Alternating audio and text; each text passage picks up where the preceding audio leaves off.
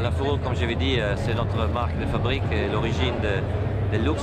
On est les seuls à avoir un atelier avec 50 personnes, avec 650 ans d'expérience au global et un atelier interne qui produise plus de 60% de la production de fourrure. Donc ça, c'est le numéro un. Et numéro deux, je dirais, un duo magique à la tête de la créativité et de la création. Un duo qui s'entend très bien et qui a envie d'aller toujours au-delà des propres limites et juste arriver à la limite de la provocation. Donc on voit dans les traitements des matériaux de la capacité de jamais copier et de la capacité de se projeter dans un futur que personne n'a encore vu.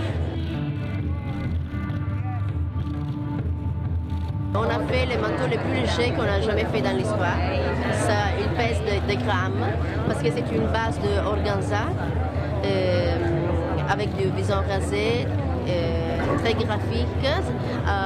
Quand on regarde ça, dans le podium, on peut penser que c'est seulement un imprimé, mais en réalité, c'est un travail incroyable, manuel de tarsi, de bison et organza.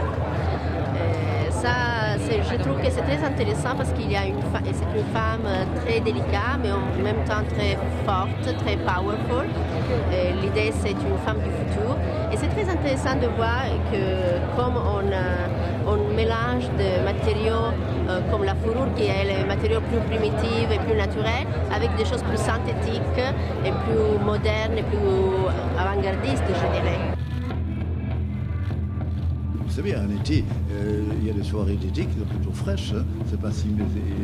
C'est pas les mêmes fourrures, mais quelquefois, c'est mieux d'avoir une chose comme ça qu'un vieux châle que la maîtresse de maison vous prête parce que vous avez froid. Hein. Le contraire des techniques classiques habituelles. Hein. Et pour les gens qui travaillent dessus, il fallait qu'ils apprennent à manier les lasers comme avant on maniait les ciseaux. C'est pas complètement mécanisé et robotisé, la main intervient toujours, seulement les instruments de travail changent avec le temps. J'adore les chaussures. Hein.